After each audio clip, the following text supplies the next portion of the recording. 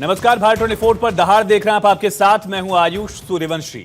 दिल्ली शराब नीति केस में अरविंद केजरीवाल को जमानत पर दिल्ली हाईकोर्ट ने फैसला सुरक्षित रख लिया है। गुरुवार को राउज एवेन्यू कोर्ट ने अरविंद केजरीवाल को जमानत दे दी थी। केजरीवाल को जमानत मिलने पर अभी आम आदमी पार्टी के नेता कार्यकर्ता ठीक से खुशी भी नहीं मना पाए थे कि ईडी ने इसका विरोध करते हुए दिल्ली हाईकोर्ट की वेकेशनल बेंच में याचिका दाखिल की। ईडी ने केजरीवाल को जमानत देने के लोअर कोर्ट के फैसले का विरोध करते हुए कहा कि शराब घोटाले की जांच अभी जारी है और ऐसे अहम समय में केजरीवाल को रिहा करने से जांच पर असर पड़ेगा, जांच प्रभावित होगी, दावा किया गया। क्योंकि केजरीवाल मुख्यमंत्री जैसे अहम पद पर हैं, अब दिल्ली हाईकोर्ट ने ईडी की याचिका पर फैसला सुरक्षित रख लिया है। लेकिन इसके पहले ईडी के हाईकोर्ट का रुख करते ही आम आदमी पार्टी के नेता आग बबूला हो गए। राज्यसभा सांसद संजय सिंह ने इसे न्याय व्यवस्था का मजाक बता दिया। अरविंद केजरीवाल की पत्नी सुनीता केजरीवाल इसे आतंकियों जैसा व्यवहार बता रही हैं। मंत्री सौरभ भारद्वाज पूछ रहे हैं कि बिना बेल ऑर्डर आए ईडी किस आधार पर हाईकोर्ट पहुंचा। आम आदमी पार्टी हमेशा की तरह एजेंसियों पर सवाल उठा रही है, लेकिन वो ये भूल रही है कि इसी कानूनी प्रक्रिया का पालन करते हुए ही अरविंद केजरीवाल की जमानत को चुनौती दी गई थी। ये कोई पहली बात तो है नहीं कि लोअर कोर्ट के किसी फैसले को हाई कोर्ट या हाई कोर्ट के फैसले को सुप्रीम कोर्ट में चैलेंज किया गया हो। लगभग हर केस में इसी तरह की प्रक्रिया का पालन सरकारी एजेंसियां या कोई भी व्यक्तिगत मामले में भी निजी लोग भी करते रहे हैं। फिर आम आदमी पार्टी के लोग एजेंसियों को निशाना क्यों बना रहे हैं, इसी सवाल का जवाब जानने की कोशिश करेंगे। लेकिन उससे पहले दहाड़ के अहम सवाल का रुख करते हैं। सरकारी एजेंसियों पर आखिर सवाल क्यों उठा रही आम आदमी पार्टी, और क्या ऊपरी अदालतों पर आम आदमी पार्टी को भरोसा नहीं है? कानूनी प्रक्रिया पर आम आदमी पार्टी को आखिर ऐतराज क्यों है? करप्शन पर एक्शन तो टारगेट पर जांच एजेंसियां क्यों? कानूनी मामलों में भी क्या सियासत घुसा रही है आम आदमी पार्टी, और अगर ऐसा है तो उसके पीछे कारण क्या है? इन तमाम सवालों का जवाब जानने की कोशिश करेंगे। हमारे साथ खास मेहमान भी हैं, लेकिन उससे पहले इसको लेकर किस तरह से सियासी बयानबाजी का सिलसिला शुरू हुआ, सुनिए। जब सारे गवाह, सारे सबूत, जो कुछ भी ईडी ने परोसा, सारे बयान जो कुछ भी ईडी ने परोसा, सारी दलीलें जो कुछ भी ईडी ने दी, उसको सुनने के बाद एक नियमित जमानत का जब आदेश आ गया, तब तो कम से कम भाजपाइयों को शर्म करनी चाहिए कि आप ईडी को बिना ऑर्डर के दौड़ा दिया आप हाईकोर्ट। अब इस आदेश के बाद पूरी की पूरी भारतीय जनता पार्टी को खामोश होकर अरविंद केजरीवाल और आम आदमी पार्टी से माफी मांगनी चाहिए। सुबह ऑर्डर अपलोड होना था, ऑर्डर अपलोड नहीं हुआ और ईडी हाई कोर्ट पहुंच गई ऑर्डर को स्टे करवाने के लिए। इतना ये तो ऐसे हो गया Arvind Kejriwal is the most wanted terrorist of India. देश में तानाशाही इतनी हद पार कर रही है कि ईडी किसी को लिबर्टी भी नहीं देने के, मुख्यमंत्री के अगेंस्ट वो स्टे के लिए चली जाती है। लोअर कोर्ट के बेल का ऑर्डर अभी अपलोड ही नहीं हुआ, हमें ही नहीं मिला, किसी को मिला ही नहीं। जब ऑर्डर ही नहीं आया तो हाई कोर्ट किस चीज़ पे सुनवाई कर रहा है? क्या लेके ईडी हाई कोर्ट पहुंच गया और क्या सुन के हाई कोर्ट कह रहा है कि हम इसको सुनेंगे? अभी तो ऑर्डर ही नहीं आया, वे सुन क्या रहे हैं? ईडी चैलेंज किस चीज़ को कर रहा है? ये तो बड़ी अजीब सी बात है, कभी नहीं सुना देश में। पूरी तरीके से भारतीय जनता पार्टी की केंद्र सरकार इसको निजी दुश्मनी की तरह ले रही है। इस तरीके से एजेंसीज नहीं काम करती जिस तरह से हो रहा है। अरविंद केजरीवाल शराब नीति घोटाले के सूत्रधार हैं। करोड़ों रुपए का घोटाला हुआ है और अरविंद केजरीवाल को ये जो यहाँ तक बेल मिलने की बात है, ये कानून का काम है, लेकिन अरविंद केजरीवाल शराब घोटाले में दोषी हैं। बेल पर इतनी खुशी या बेल होने के आहट पे इतनी खुशी, ये मैं अरविंद केजरीवाल गैंग के लोगों को ही इतना खुश होते देख सकता हूं। बेल कोई राहत नहीं है, बेल एक टेम्पररी प्रोसेस है कि आपके ऊपर केस चल रहा है। अब कई बार कुछ 50,000 लाख रुपए के, 10,000 रुपए के मुचलके पे, कुछ लोग तो 5,000 के भी मुचलके पे निकलते हैं। चलिए, इसी पर चर्चा के लिए हमारे साथ खास मेहमान जुड़ गए, उनका तारुफ आपसे करा दे। शिवम भगत जी, प्रवक्ता कांग्रेस पार्टी के, निवान शर्मा जी, प्रवक्ता आम आदमी पार्टी से, संजीव कौशिक जी, राजनीतिक विश्लेषक हमारे साथ स्टूडियो में, और साथ ही रुद्र प्रताप सिंह जी भी राजनीतिक विश्लेषक हमारे साथ स्टूडियो में मौजूद हैं। कुछ ही वक्त में यासिर जिलानी जी, प्रवक्ता भारतीय जनता पार्टी के भी हमारे साथ जुड़ेंगे। निवान जी, पहला सवाल आपसे ही कि अभी कल तक पटाखे फूट रहे थे, अब आरोप प्रत्यारोप का दौर शुरू हो गया। जी बहुत बहुत नमस्कार जी। देखिए, आपके सामने ही है कि क्या हो रहा है। ऐसा ऐसा जुडिशियल प्रोसेस का ऐसा मिसयूज किया जा रहा है जो आज तक हमारे देश में नहीं हुआ। एक प्रोसेस को मिसकोट करने की कोशिश की जा रही है। अभी मैं सुन रहा था बीजेपी के नेता कह रहे थे कि दोषी हैं। एक तरफ कोर्ट से जमानत मिल रही है ऐसे एक्ट में जिस एक्ट में ऑलमोस्ट इम्पॉसिबल है जमानत मिलना, और दूसरी तरफ जो बीजेपी के प्रवक्ता है वो कह रहे हैं दोषी हैं। क्या ये कॉन्टेम्प्ट ऑफ कोर्ट नहीं है? क्या ये लोगों को मिसगाइड गुमराह करना नहीं है? क्या बीजेपी का अहंकार में कोई भी कमी आई है? इनको जनता ने लताड़ दिया। 400 पार का ये नारा देते थे, इनको जनता ने बता दिया कि देश में तानाशाही नहीं चल सकती, लेकिन इनके अहंकार में कमी आई कोई? ये कोर्ट्स तो कुछ नहीं समझ रहे हैं, ये लीगल प्रोसेसेस को कुछ नहीं समझ रहे हैं। इन्होंने एजेंसीज का बुरा हाल कर दिया है। क्या हाल किया था इन्होंने एसबीआई का कोर्ट में? सेम वही हाल ये ईडी का कर रहे हैं। अब एसबीआई कोर्ट में जाके बोलती है कि हम डेटा नहीं दे सकते क्योंकि बहुत सारा डेटा है, एक क्लिक के ऊपर डेटा आता है, और ये कहते हैं बहुत सारा डेटा है। ये इस हद तक ये एजेंसीज का और हमारी इंस्टीट्यूशंस का इन्होंने बुरा हाल कर दिया। आज ये कोर्ट के प्रोसेसेस को और ये एजेंसीज के बर्ताव को ये पूरी तरह से जो है वो बीजेपी कंट्रोल करने की कोशिश कर रही है, जिसकी जितनी निंदा की जाए उतनी कम है। ये एक तरह से हमारे देश के इतिहास में पहली बार हो रहा है कि इस तरह से एक एजेंसीज को डोमिनेट करके ये करवाया दो जा सवाल रहा है। है तो चुनावी नतीजों का असर किसी के व्यक्तिगत मामले में वो दोषी है या बरी हो जाएगा, इस पर तो कोई असर कभी आज तक देखा नहीं गया और पढ़ना भी नहीं चाहिए। दूसरा अहम सवाल जो आम आदमी पार्टी इसको मुख्य केंद्र में रखकर लगातार आरोप लगा रही है कि मामले में अभी बेल ऑर्डर की कॉपी नहीं आई और ईडी हाईकोर्ट पहुंच गई। ये चीज हाईकोर्ट तो समझता होगा ना, ये जो कानूनी पहलू हैं आम आदमी पार्टी, बीजेपी, ईडी से ज्यादा बेहतर हाईकोर्ट समझ रहा है। हाईकोर्ट ने अगर याचिका पर सुनवाई की और फिलहाल अरविंद केजरीवाल को राहत देने से एक तरह से रोका गया है, उनकी जमानत पर रोक लगाई गई है, तो ये बात हाईकोर्ट से बेहतर और कौन समझ सकता है? क्या वो आम आदमी पार्टी समझती है या बीजेपी समझती है या कौन समझता है? हम तो कोर्ट के ऊपर कुछ कह ही नहीं रहे सर, कोर्ट तो अपना काम कर रहे हैं। आपने ये कहा कि आखिर कोर्ट ने ईडी ने बिना बेल ऑर्डर के कैसे चैलेंज किया। मैं ये कह रहा हूं कि ये बात तो हाईकोर्ट को पता होगी कि बेल ऑर्डर की कॉपी नहीं आई है और उस केस को एंटरटेन अगर किया गया। 8:30 बजे हम तो ईडी की प्रोसीडिंग्स पे सवाल उठा रहे हैं कि शाम को 8:30 बजे एक कोर्ट एक जजमेंट डिलीवर कर रहा है। आप इंतजार तो करिए उस जजमेंट के आने का। मैं वही कह रहा हूं, निवान जी, मैं वही सवाल पूछ रहा हूं कि अगर वो कानूनी दायरे में नहीं होता, निवान जी, अगर वो कानूनी दायरे में नहीं होता, अगर नहीं होता तो हाईकोर्ट उसको एंटरटेन ही नहीं करता। असंवैधानिक होता, गैर कानूनी होता तो मामले पर हाईकोर्ट सुनवाई कैसे करता, किस बुनियाद पर करता? कानूनी दायरों का मिसयूज कैसे किया जाता है ये भाजपा से बेटर कोई नहीं जानता। हाईकोर्ट नहीं समझ पाया ये जो आप समझा रहे हैं?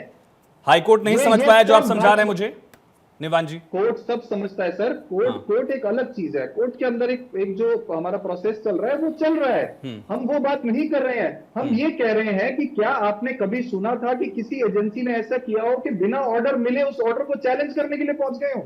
इतनी क्या जल्दबाजी है, इतना क्या प्रेशर है इनके ऊपर? ठीक है, यासिर जिलानी जी भी हमारे साथ जुड़ चुके हैं। यासिर साहब, एजेंसियों के मिसयूज का बड़ा आरोप लगातार दोहराया जा रहा है कि आपने बेल ऑर्डर का इंतजार तक नहीं किया, अरविंद केजरीवाल कहीं बाहर न निकल जाए, इसको लेकर आप लोग मामले को लेकर तुरंत हाईकोर्ट पहुंच गए बिना कॉपी लिए। आयुष जी, धन्यवाद आपका। जो सवाल है खुद कॉन्ट्रडिक्ट आपके प्रवक्ता अपनी ही बातों में करें। जब आप उनसे कोर्ट पे बार बार सवाल कर रहे हैं तो कोर्ट के प्रोसीजर को अलग बता रहे हैं।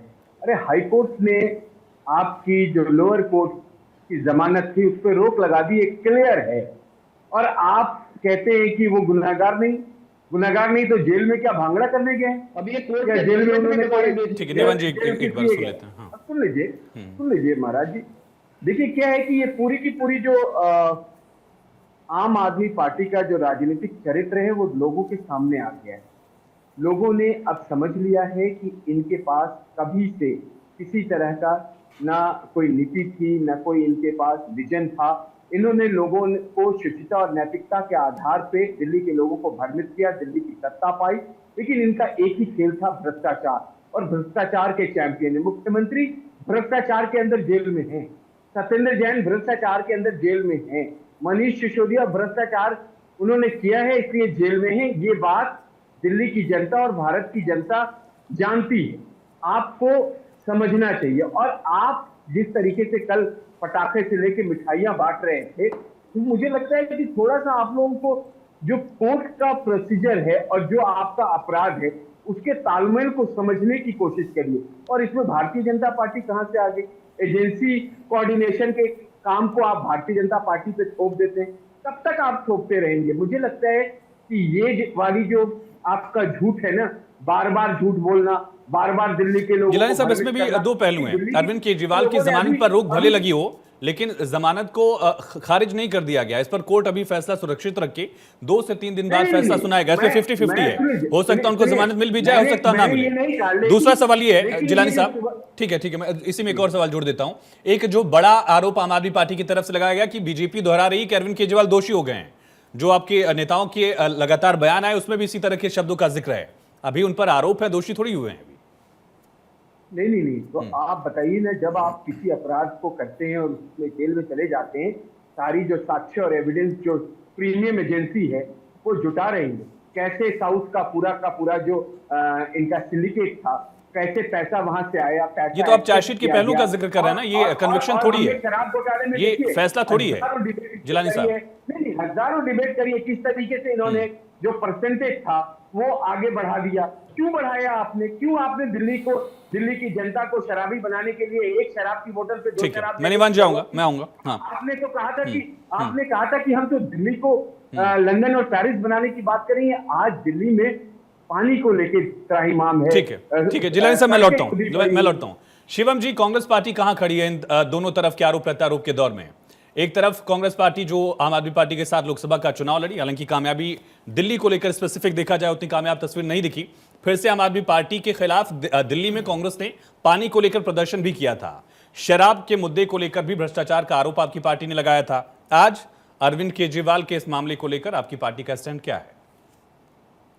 देखिए, बीजेपी का जो ये निंदनीय कार्य चल रहा है पिछले 10 सालों से विपक्ष की आवाज दबाने का, हमें लगा था कि 4 जून के शॉक के बाद, जो इनको शॉक लगा था, जो इनको जनता ने शॉक दिया था, उसके बाद ये थोड़ा जनता में और देश में कॉन्फिडेंस लाने की कोशिश करेंगे।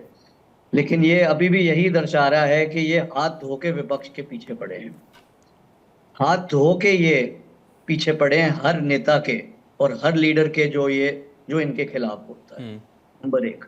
नंबर 2, मैं जो कोर्ट में कार्रवाई हो रही है उस पर कोई टिप्पणी नहीं करना चाहूंगा, क्योंकि वो सब जुडिस है मैटर, और वो एक तरीके से उनका ईडी का भी संवैधानिक अधिकार है कि वो कोर्ट जाए। जैसे केजरीवाल जी का संवैधानिक अधिकार था, उनको बेल मिला लोअर कोर्ट से, वैसे ही ईडी का भी संवैधानिक अधिकार।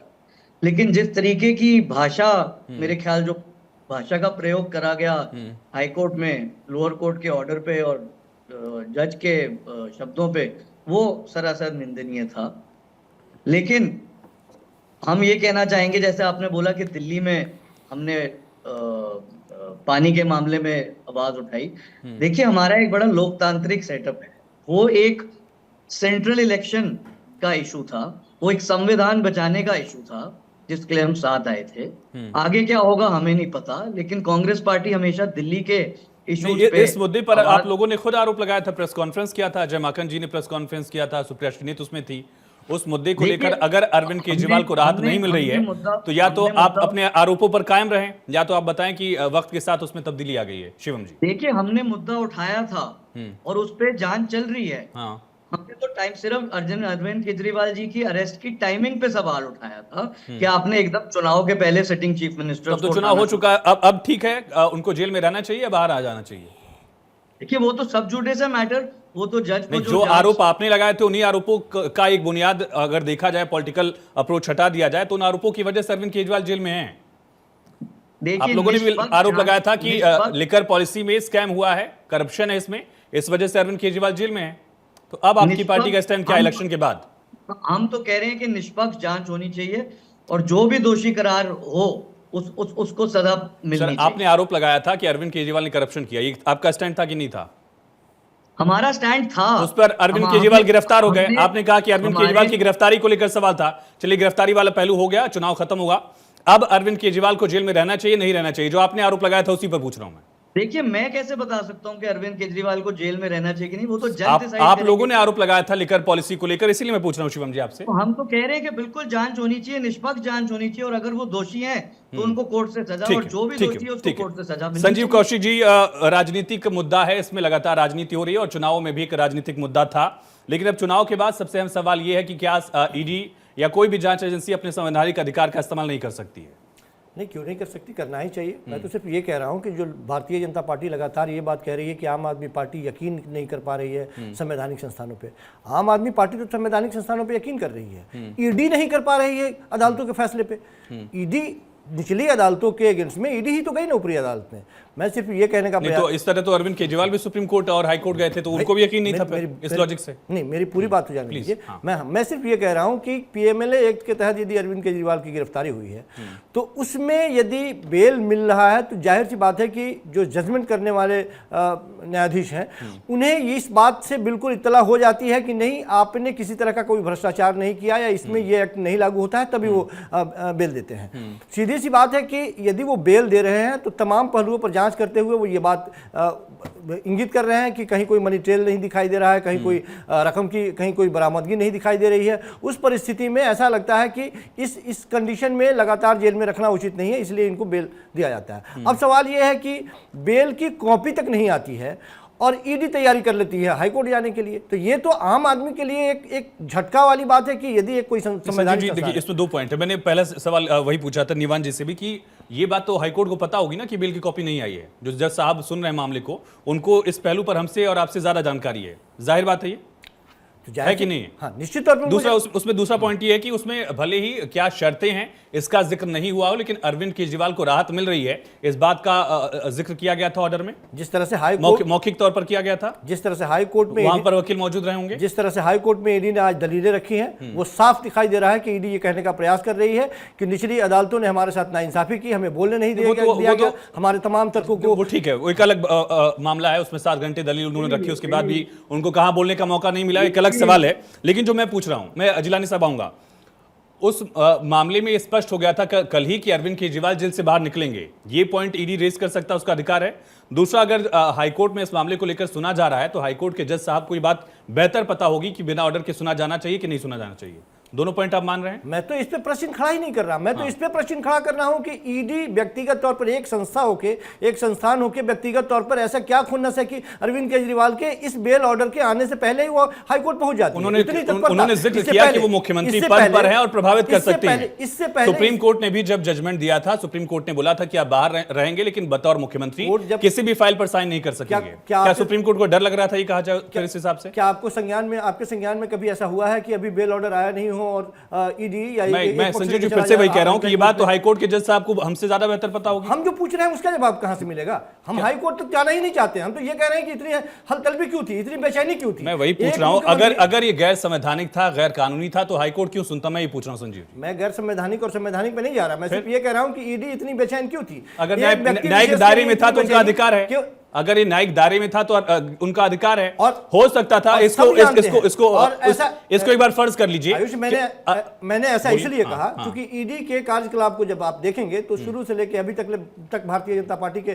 शासनकाल में जिस तरह की उनकी कार्यप्रणाली रही है, ईडी संदेह के घेरे में रही है। विपक्षी पार्टियों के ऊपर कार्रवाई, उसका कन्विक्शन दे, वो सारे राजनीतिक आरोप या जो भी हैं। लेकिन संजीव जी, फिर से मैं पूछ रहा हूं कि अगर ईडी ने उस चीज को चैलेंज किया तो वो न्यायिक दायरे में था और उनका पूरा हक है। अरविंद केजरीवाल को फर्ज कर लीजिए एक बार को हाइपोथेटिकल सिचुएशन में कि कल अरविंद केजरीवाल की गिरफ्तारी का आदेश आता हाईकोर्ट से और बेल उसकी ऑर्डर कॉपी नहीं आती, तो क्या वो अंतरिम जमानत के लिए पहले अग्रिम जमानत के लिए वो हाईकोर्ट नहीं चले जाते? या ये इस तरह का कोई केस आपने नहीं दिखाया? जब तक, वही मैं कह रहा हूं कि जब तक बेल ऑर्डर की कॉपी नहीं मिले अग्रिम जमानत की भी कोशिश तो की जाती है। सवाल तो ये है, दोनों चीजें तकनीकी तौर एक तरफ तो वो कानूनी दायरे में हमें और आपको जानकारी ही नहीं है। बिल्कुल, मैं इस बात को मानता हूं, मैं इस बात को मानता हूं कि हमें टेक्निकल टर्म्स की जानकारी नहीं है और यहां बैठे किसी भी शख्स से उन हाईकोर्ट के जज साहब को ज्यादा पता होगा। मैं तो मान ही रहा हूं। जिलानी साहब आप बताइए। रुचि वेट कर बहुत छोटा सा। हम अभी चर्चा जो संजीव कौशिक चर्चा कर रहे हैं कि इतनी ईडी बेचैन क्यों, अभी इनकी अगर निचली अदालत में बेल रिजेक्ट हो जाती तो ये तो फौरन भाग के जाते। मैंने वो पॉइंट यहाँ रेज किया। नहीं, सवाल जो सवाल आयुष पूछ रहे हैं उसका जवाब दीजिए। जब तक बेल ऑर्डर की जवाब मत दीजिए। नहीं, ये मेरा सवाल बिल्कुल है ही नहीं। मैं तो मान रहा हूँ कानूनी दायरे में है वो, तभी जज साहब ने सुना।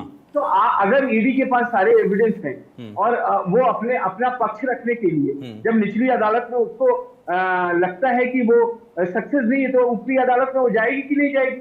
सिंपल सा फंडा है। जिलानी साहब, बतौर कानून के जानकार के हिसाब से, पार्टी प्रवक्ता के हिसाब से मत बोलिएगा प्लीज, क्या कोई ऐसी बाध्यता है कि नहीं जा सकते हैं? मैं आयुष जी, मैं लॉ का विद्यार्थी भी हूँ, इसीलिए तो मुझे थोड़ी बहुत जानकारी हो सकता है कि मैं संजीव कौशिक की इतनी जानकारी नहीं रखता हूँ, लेकिन क्या है कि आप बायस होकर आंख बंद करके एक तरफ से मत सोचिए।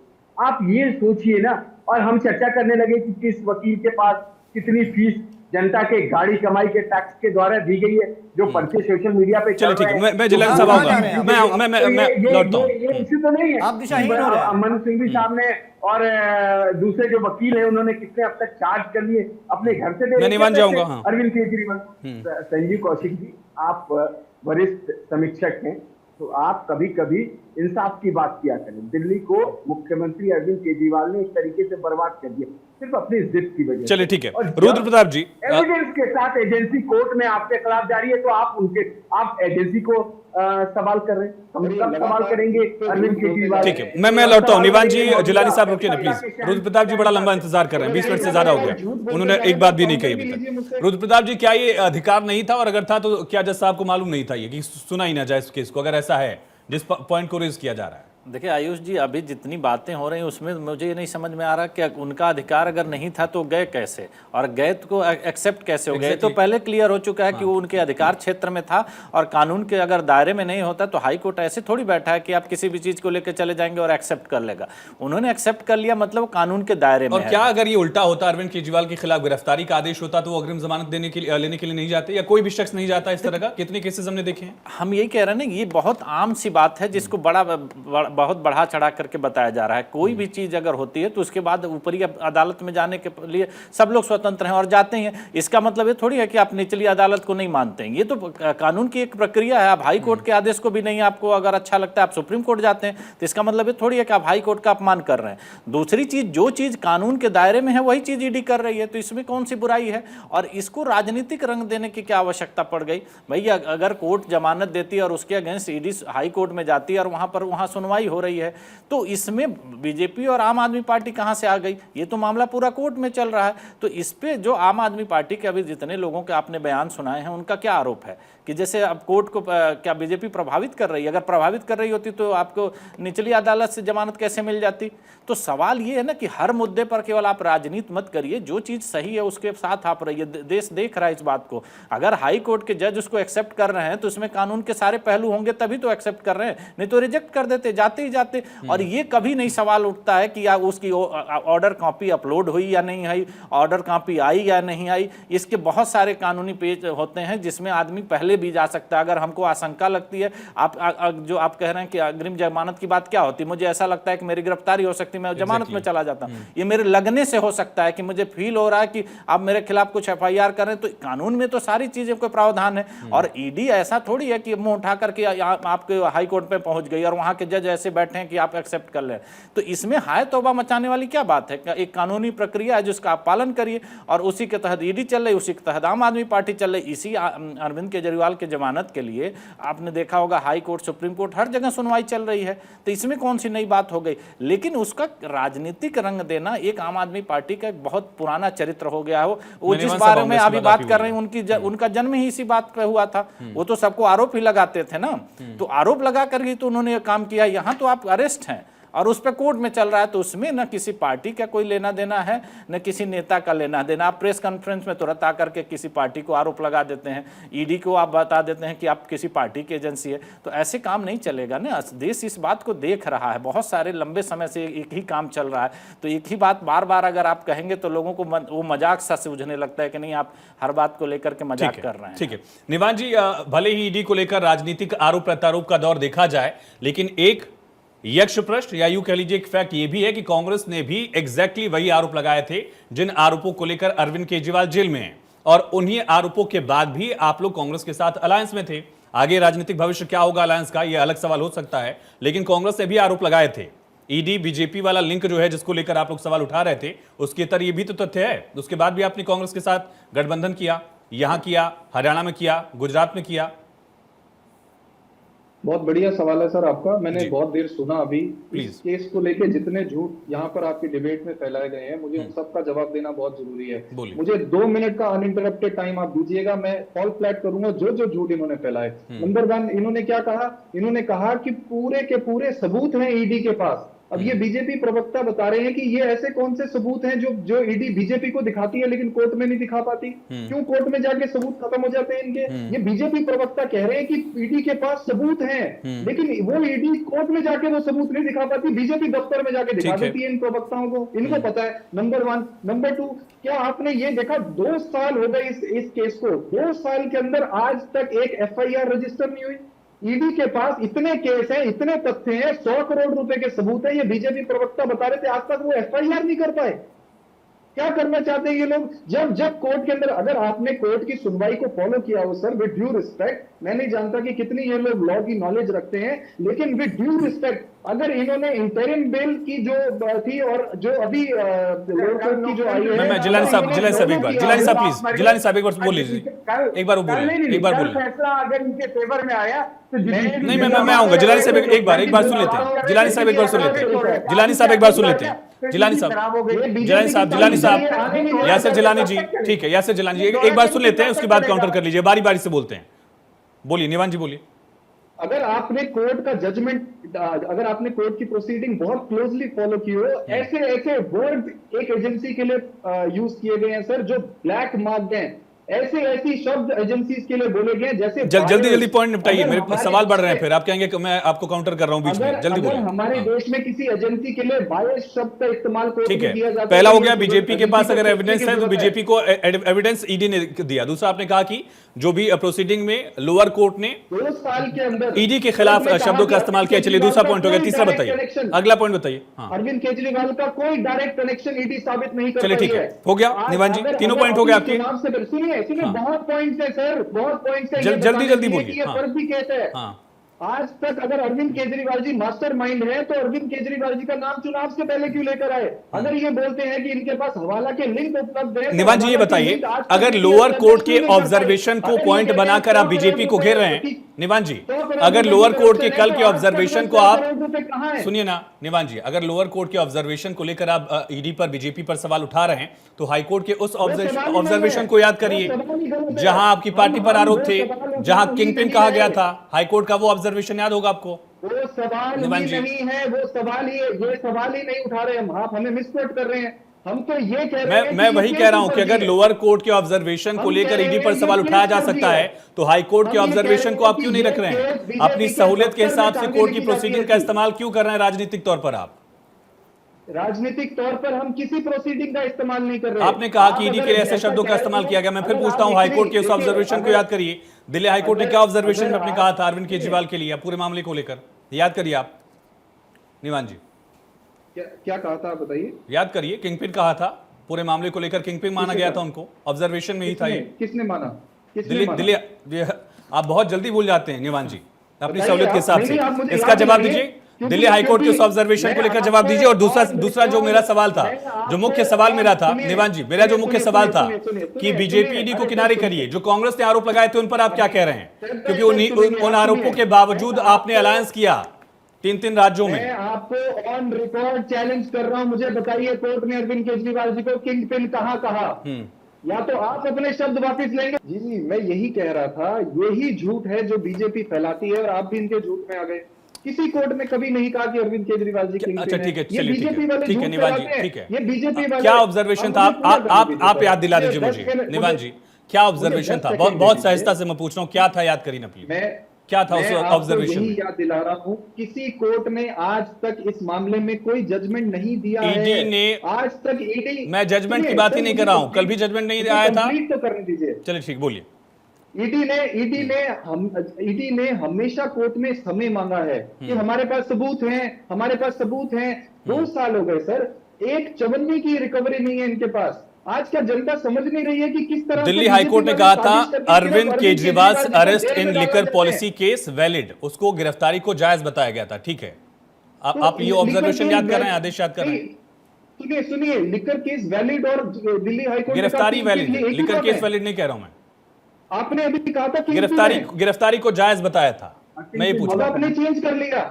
ईडी के पास एक ऐसा एक्ट बनाया गया है जिसके अंदर ईडी को ये ताकत दी गई है कि वो अरेस्ट कर सकते हैं। ये कोर्ट ने कहा है, ये नहीं कहा कोर्ट ने कि अरेस्ट कर लिया, सही किया, क्योंकि अरविंद केजरीवाल जी ने जुर्म किया था। सर आपको चलिए ठीक है, कांग्रेस वाले आरोप पर जवाब दीजिए। चलिए कांग्रेस वाली बात पर जवाब दीजिए। चलिए कांग्रेस वाली बात पर जवाब दीजिए। चलिए कांग्रेस वाले पर, कांग्रेस वाली बात पर जवाब दीजिए, कांग्रेस वाली पर, तो उसके बाद मैं बाकी मेहमानों पर जाऊंगा। कांग्रेस के मैं आपको बहुत स्पष्ट जवाब दे देता हूं। पूरे देश के अंदर जो भाजपा ने तानाशाही फैलाई, जिसके तहत इन्होंने सारे बड़े नेताओं को अपोजिशन के धमकाने की, डराने की, पार्टियां तोड़ने की, अलग अलग स्टेट्स में जाके इन्होंने पार्टियां तोड़ने की कोशिश करी। महाराष्ट्र में तोड़ी, बंगाल में तोड़ी। लेकिन जिलानी साहब, एक बड़ा आरोप है कि जानबूझकर जो अपोजिशन के लीडर्स हैं उनको टारगेट किया जा रहा है।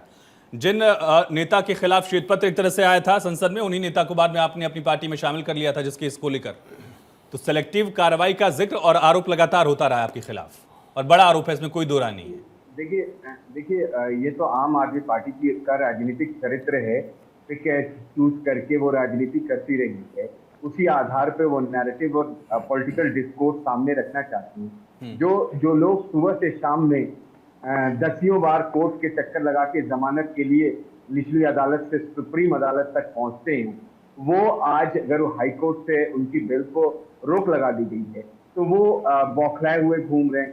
कल प्रदूषण इतना जबरदस्त पटाखों से किया, वो उनके नैतिकता और शिष्टता के आधार में नहीं आता है। वो आपने उनको किंगपिन वो हैं, क्योंकि सारा का सारा जो केस हुआ है उसका मास्टरमाइंड कोई एक शख्स है, अरविंद केजरीवाल है। हमारे कांग्रेस के प्रवक्ता थोड़ा सा कंफ्यूजन में है, क्योंकि कांग्रेस समझ नहीं पा रही है कि उसका अगला डिसीजन, इनके कुछ नेता तो अरविंद केजरीवाल के खिलाफ बोलते हैं, कुछ लोग अभी भी थोड़ा सॉफ्ट कॉर्नर हैं, जबकि कांग्रेस को बर्बाद करने में सबसे बड़ा अगर मैं निवान जाऊंगा, आपका कनेक्शन कट गया था, फिर से मैं लौटूंगा। हाँ जिलानी साहब, लेकिन मेरा सवाल कि ऐसे नेता जो आपके साथ आ गए उनके खिलाफ तो ये ईडी की तत्परता, ये तेजी, इस तरह का एक्शन तो नहीं दिख रहा है। कोई ऐसा आदमी जो भ्रष्टाचार में, अजित पवार, अशोक चौहान, क्या हुआ इनके खिलाफ जो आरोप थे? किसी के खिलाफ केस खत्म नहीं हुआ है, शुभेंदु अधिकारी सब पे केस है। इस बात को समझ लीजिए, Bharatiya Janata party zero tolerance case होना और तत्परता दिखने में फर्क है ना? क्या यही एक फर्क है कि विपक्ष का नेता होगा तो अलग तेजी दिखेगी और आपके साथ आ जाएगा तो तेजी स्लो हो जाएगी? जिलानी साहब, आयुष जी, दिल्ली के केस को समझिए। दिल्ली में जो लोग राजनीति कर रहे हैं, अरविंद केजरीवाल और उनकी पूरी गैंग, उसने दिल्ली के लोगों को और भारत के लोगों के सामने एक ब्लूप्रिंट रखा था कि मैं जो आया हूं, हमारी जो टीम आई है वो भारतीय राजनीति को, उनकी कमिटमेंट है, उनको पॉलिटिक्स में वो भुगतना पड़ेगा अगर वो दोषी साबित होते हैं, कोई भी हो, वो तो अलग है, पब्लिक नैरेटिव अलग है। मैं पब्लिक नैरेटिव पे नहीं पूछ रहा हूं, मेरा सवाल ये है कि ऐसे नेताओं के खिलाफ कहां कार्रवाई में तेजी दिख रही है जो आपके साथ आ गए हैं? जिलानी साहब, एक नेता बताइए। यहाँ पे जो देखिए, जहाँ पे जो लोग इन्वॉल्व हैं वो इन्वॉल्व है, उससे किसी तरह की कोई बात नहीं। लेकिन दिल्ली के संदर्भ वाले केसेस को आप कहीं और से नहीं जोड़ सकते। दिल्ली में सीना ठोक के कहने वाले थे, वो बगल में एक फाइल लेके शीला दीक्षित का घूमा करते थे कि मैं आऊंगा तो शीला दीक्षित जी को जेल भेज दूंगा। वो राजनीति कहां चली गई? बाद में कांग्रेस के साथ अभी गलबैया किया है, टिकट आपस में एक दूसरे की बंटवारा करके दिल्ली में भी बुरी हालत हुई, बहुत बड़ी हार हुई दिल्ली के अंदर। देखिए, इन लोगों का राजनीतिक चरित्र समझिए, इनकी मानसिकता समझिए कि जरा सी कल जिस तरीके से इनके प्रवक्ताओं और नेताओं पे जो बात करने का अंदाज था, जो दम्भ था, जो घमंड आ गया था आधे घंटे के अंदर कि अरविंद केजरीवाल जी आएंगे। शिवम जी, ये तो दिक्कत हो गई है कांग्रेस के सामने कि इस मामले को न निगलते बन रहा है न उगलते बन रहा है। शिवम जी, सब चोर लगने लगे। आज कोर्ट जो है वो भारतीय जनता पार्टी का गुलाम बन गया। आज मोदी जी जो कह रहे हैं वही हो रहा है। ठीक है, किस तरह का दौरा चरित्र है इन लोगों का? मैं जिलानी साहब लौटता हूं। हम तो मैं पहले भी रिपीट कर चुका हूं और मैं फिर आपको बोल रहा हूं कि हम कह रहे हैं कि जांच निष्पक्ष होनी चाहिए, लेकिन निष्पक्ष जांच का ये मतलब नहीं है कि आप लीगल लूप होल्स ढूंढिए और किसी भी तरह हाथ धो के पीछे पड़ के विपक्ष के नेताओं को जेल में। अगर इतनी फिक्र थी तो फिर आरोप क्यों लगाना था शिवम जी? अगर इतना मोह था अरविंद केजरीवाल से? फिर मैं तो कह रहा हूं कि निष्पक्ष जांच होनी चाहिए, लेकिन मैं निष्पक्ष जांच और हाथ धो के पीछे पड़ना किसी भी विपक्ष के नेता को, आप कांग्रेस के भी बहुत पीछे पड़े हैं, ऐसा नहीं है, आप हेमंत सोरेन जी के पीछे भी पड़े हैं, मैं सबके लिए एक ओवरऑल आपको एक पिक्चर पेंट करके कह रहा हूं कि निष्पक्ष जांच होनी चाहिए सबके तो केसेस निष्पक्ष में। जांच हो रही है देश में, अदालतों में निष्पक्ष सुनवाइयां हो रही है, नहीं हो रही है? अगर नहीं होती तो राहुल गांधी के खिलाफ जो मामला था उसमें राहुल गांधी की सदस्यता गई, फिर से सदस्यता बहाल हुई, ये भी देखिए, हमने देखा इसी देश की कोर्ट में। और उसी कोर्ट से अगर देखिए, किसी नेता को रिहाई देखिए, नहीं मिलती प्रॉब्लम- है तो हम जुडिशियल प्रोसेस पर सवाल भी देखते हैं अपनी सहूलियत के मैंने हिसाब तो- से। किसी देखिए, अक्रॉस द पार्टी लाइन किसी भी राजनीतिक पार्टी का आप नाम ले लीजिए, अपनी सहूलियत के हिसाब से जजमेंट्स को लेकर सवाल उठाया जाता रहा है। जब वो पक्ष में रहते हैं तो अलग फैसला, विपक्ष में है तो अलग। देखिए, मैंने तो लीगल प्रोसेस के बारे में कोई कमेंट किया नहीं। मैंने प्रोग्राम शुरू ही एक करा था बोल के कि मैं लीगल प्रोसेस के बारे में कोई टिप्पणी नहीं करूंगा। अरविंद केजरीवाल लोअर कोर्ट गए, उनका संवैधानिक अधिकार था, और ईडी गई, उनका संवैधानिक अधिकार। लेकिन ये बताइए कि पिछले 10 साल में ईडी के 95% केस जो दर्ज हुए हैं वो विपक्ष के खिलाफ हुए हैं, और उसमें से कन्विक्शन रेट 0.5%, आधा परसेंट, मतलब आधा केस 100 में से उसमें कन्विक्शन रेट हुआ है। इसका क्या जवाब है? हमें लगा था कि बीजेपी सुधर जाएगी, अभी इनको इतना बड़ा झटका लगा 4 जून को, लेकिन अब देखिए इनको और झटका लगने जा रहा है अभी, और राज्यों में ये तो सवाल मैंने निवान जी से भी पूछा, मैं आपसे भी पूछ रहा हूँ कि जो अदालती मामले हैं उस पर चुनावी नतीजों का असर कहाँ होता है और कैसे हो जाता है? बृजभूषण के बेटे चुनाव जीत गए तो उनको बरी साबित कर दिया जाए, ये कहाँ का नैरेटिव हो सकता है? नहीं, लेकिन इनका जो संविधान के खिलाफ जो ये है वो लोगों को दिख गया। तो वही शिवम जी, सवाल वही है कि आपके लिए विडंबना यही है, कॉन्ट्रडिक्शन, कि आपने आरोप भी लगाया, आप चाहते हैं कोर्ट एंड कोर्ट निष्पक्ष कार्रवाई हो, आपको ईडी पर यकीन भी नहीं है, ईडी जांच कर रही है। बीजेपी के प्रवक्ता जी बीच में जिलानी साहब, एक बार चढ़ गई है, कुछ सीटें इन्हें आ गई हैं, ठीक है, 99 शिवम जी कंप्लीट कर लीजिए। तो ये ओवर कॉन्फिडेंस में आ गए। लेकिन आपको राहुल गांधी को कोई नेता संविधान एक्सेप्ट नहीं विरोधी, करेगा। ठीक है, शिवम जी कंप्लीट करिए। लोकतंत्र विरोधी, विपक्ष विरोधी पार्टी है, इसलिए लोगों ने इनकी सीटें कम करी हैं। इनकी 60 सीटें कम हो गई, ये 400 पार कर रहे थे, कांग्रेस की सीटें डबल हो गई। इसका ये मतलब है कि लोगों को नहीं पसंद आ रहा है। फिर दो बार कांग्रेस की सीटें अगर कम थी तो ये अलग सवाल हो जाएगा। संजीव कौशिक जी, खैर अपनी सहूलियत के हिसाब से क्यों कभी जुडिशरी का इस्तेमाल, कभी राजनीतिक आरोप प्रत्यारोप का दौर एजेंसियों को लेकर? देखिए आयुष भाई, अभी यासिर भाई कह रहे थे कि कोई यदि आपके संज्ञान में हो तो नाम बताया कि किस तरह से भ्रष्टाचार से बता ही दिया, जानिए ना। नहीं, हाँ, मैं वही कह रहा हूँ। 8 ही महीने तो हुए थे प्रफुल्ल पटेल को एनडीए ज्वाइन किए हुए। पिछले ही 19 मार्च को क्लोजर रिपोर्ट लगा दिए गए इसी राउजेवेंडी कोर्ट में। 850 करोड़ रुपए के घोटालेबाज थे वो। किसी एक अच्छे अखबार ने, हिंदुस्तान के प्रतिष्ठित अखबार ने, नाम लेना उचित नहीं है, 25 लोगों की सूची जारी की, उसमें सारे भ्रष्टाचारियों की सूची थी। कुछ के लिए तो भारतीय जनता पार्टी ने अभियान तक छेड़ रखा था, इन भ्रष्टाचारियों को जेल में होना चाहिए। देखिए, भारतीय जनता पार्टी जब ये कहती है कि यह देश के प्रधानमंत्री कहते हैं कि ये 70,000 करोड़ का भ्रष्टाचारी आदमी, तो दिल में एक यकीन होता है कि ये भ्रष्टाचारी अनम्यूट कर लीजिएगा, तो ये यकीन होता है कि ये भ्रष्टाचारी अब जेल में होगा। लेकिन 3 दिनों के बाद में वो भ्रष्टाचारी भारतीय जनता पार्टी जी आपने म्यूट कर लिया है, अनम्यूट कर लीजिएगा। तो वो जो तरीके हैं लड़ने के, वो पूरा हिंदुस्तान देखता है, और यहाँ भी यही मामला है। प्रॉब्लम क्या है, इसके राजनीतिक मायने हम बताते हैं कि दिल्ली एक ऐसा राज्य है जिसमें भारतीय जनता पार्टी पिछले 10 सालों से पूरे हिंदुस्तान में पताका फहरा के आती है, और ठीक उसके नाक के नीचे जहां देश के प्रधानमंत्री, गृह मंत्री, तमाम मंत्री रहते हैं, लगातार कोशिश करने के बाद 40 से ज्यादा स्टार प्रचारक, 8 से ज्यादा मुख्यमंत्री लगातार दिल्ली में लगाने के बावजूद भी नतीजे शिखर निकलते हैं। ये 30 भारतीय जनता पार्टी को हमेशा सालती रहती है, और जब कभी भी भारतीय जनता पार्टी ये बात सोचती है, नींद हराम हो जाती है भारतीय जनता पार्टी की। अरे साहब, आप तमाम संजीव जी, ठीक, फिर से मेरा सवाल बहुत लोगों से यही था कि जो मैं जिलानी साहब लौटता हूँ, चुनावी नतीजों को जुडिशियल मामलों से कैसे जोड़ सकते हैं आप? जैसे मैंने पूछा बृजभूषण वाले मामले में, कहाँ से जायज हो जाता है कि चुनाव के नतीजे नहीं आए या आ गए तो उससे किसी का नैरेटिव जीत गया, हार गया? एक कोशिश तो होती है ना आयुष, एक कोशिश तो होती है। बताइए, बृजभूषण अगर खुद प्रत्याशी होते और चुनाव जीत जाते तो उनको बरी मान लेते हम कि जनता की अदालत में पास हो गया, इसलिए अदालत में भी पास हो लोकसभा के इसी इलेक्शन में 3 महीने पहले देश के प्रधानमंत्री जी चुनावी सभा का आयोजन कर रहे थे, और दिल्ली के चुने हुए मुख्यमंत्री को जेल में डाल दिया गया। 20 दिन अदालत ने, वो अदालत की मेहरबानी कही है कि 20 दिन के लिए छोड़ दिया गया लोगों के बीच में, और अपना लोकतंत्र में जो भूमिका होती है। चलिए, अगर ऐसा है तो मुझे लगता है शायद हेमंत सोरेन को अब सबसे ज्यादा अफसोस हो रहा होगा। इस वक्त बेचारे जेल में, उनको भी कम से कम प्रचार करने का मौका मिलना चाहिए था। रुद्र प्रताप जी, सवाल यही है, क्या कांग्रेस के लिए ये एक बहुत कॉन्ट्राडिक्टरी सिचुएशन है, खास करके ऐसे वक्त में जब दिल्ली में विधानसभा चुनाव की तरफ भी अब धीरे धीरे सुई बढ़ रही है? देखिए, कांग्रेस की तो स्थिति है कि वो कहे तो कहे क्या कहे, क्योंकि जब वो दिल्ली विधानसभा चुनाव में लड़ने आएगी तो आम आदमी पार्टी ने तो पहले कह दिया कि वो गठबंधन में नहीं है। अब इनके सामने उनको चुनाव लड़ना है। अब चुनाव लड़ने में आपको अब पक्ष विपक्ष की भूमिका में आना पड़ेगा। तो जिसकी तारीफ करते अभी तक आप नहीं थक रहे थे, अब उन्हीं के साथ आप विरोध कैसे करेंगे? और इस लोकसभा चुनाव में भी देखिए कि जो दिल्ली के इनके अपने नेता थे वो पूरे चुनाव से दूर रहे हैं। ऐसा नहीं है कि जो कांग्रेस के बड़े नेता थे उन्होंने पहले से इस बात को कहा था कि नहीं, हम आम आदमी के साथ गठबंधन नहीं करना चाहिए, जो यहाँ का लोकल नेतृत्व था। लेकिन इन्होंने एक राष्ट्रीय गठबंधन बनाने के लिए ये तो चीजें कर दी है।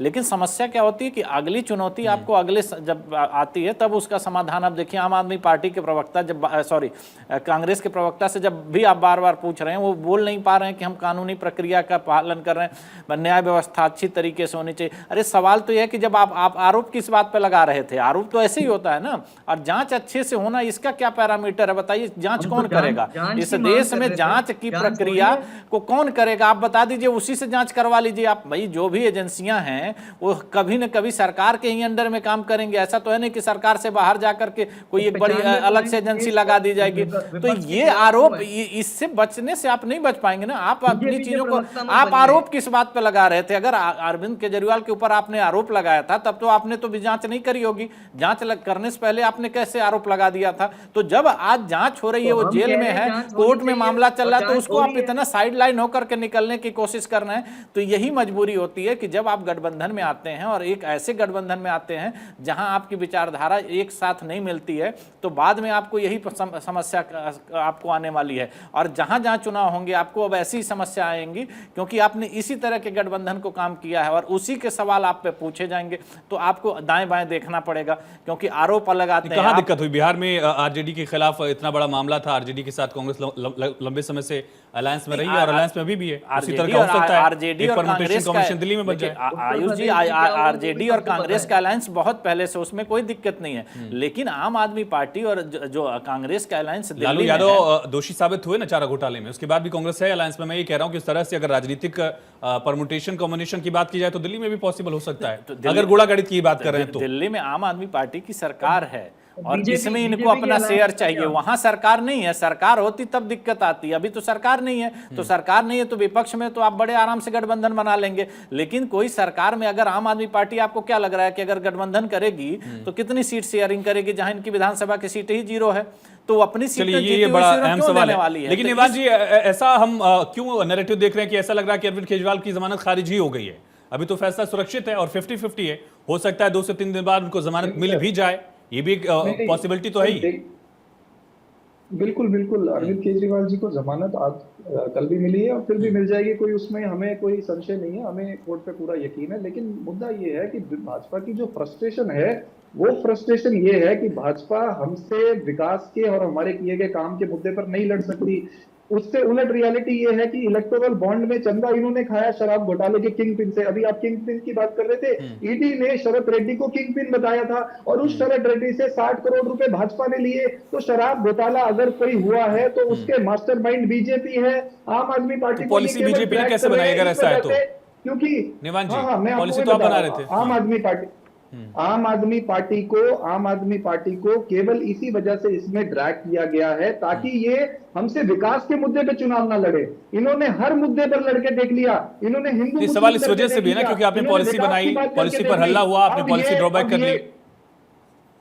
वही पॉलिसी पंजाब में लागू है और पंजाब में उसी पॉलिसी से सरकार के खाते में मल्टी प्रॉफिट्स हो गए उसी पॉलिसी से। वही पॉलिसी दिल्ली में थी। तो जब वो पॉलिसी पंजाब में सक्सेसफुल हो जाती है, गवर्नमेंट प्रॉफिट्स को बढ़ाती है, तो वही पॉलिसी दिल्ली में कैसे खराब हो गई? ठीक है, जिलानी साहब इस पर बताइए। और साथ ही ये भी, अभी अरविंद केजरीवाल की जमानत खारिज नहीं हुई हाई कोर्ट से। बीजेपी मास्टरमाइंड है शराब घोटाले की। बताइए, इस आरोप का भी जवाब दीजिए जो इलेक्टोरल बॉन्ड को लेकर सवाल।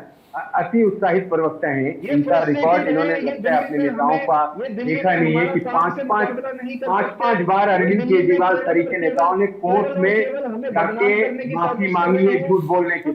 5-5 बार झूठ बोलने के लिए माफी मांगी है।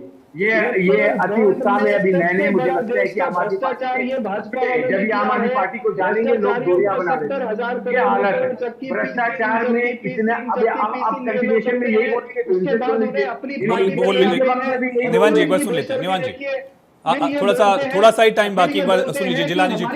जो आपने आरोप लगाया उसी पर सुन लीजिए, जो आपने आरोप लगाया उसी पर सुन लीजिए, इलेक्टोरल बॉन्ड वाली बात पर सुन लीजिए। जिलानी साहब बोलिए, वक्त खत्म हो रहा है। उनका फेडेड डाउन कर दीजिए, तभी वो मान लीजिए। एक बार सुन लीजिए। मसला क्या है कि इनका इतिहास उठा के देखिए, पहले जब ये आंदोलन से निकल के आए, अन्ना को इन्होंने धोखा दिया, अपने तमाम साथियों को धोखा देने के बाद अरविंद केजरीवाल मुख्यमंत्री बने। लोगों को ये लग रहा था कि दिल्ली में शायद कुछ सुधार आएगी। दिल्ली की जनता ये इनसे एक्सपेक्ट कर रही थी कि एक नई विचारधारा से लोग आए हैं, नया काम करेंगे, लेकिन इनकी दिल में भ्रष्टाचारी है। ये इन लोगों ने इन्होंने इतना बड़ा चलिए ठीक है, वक्त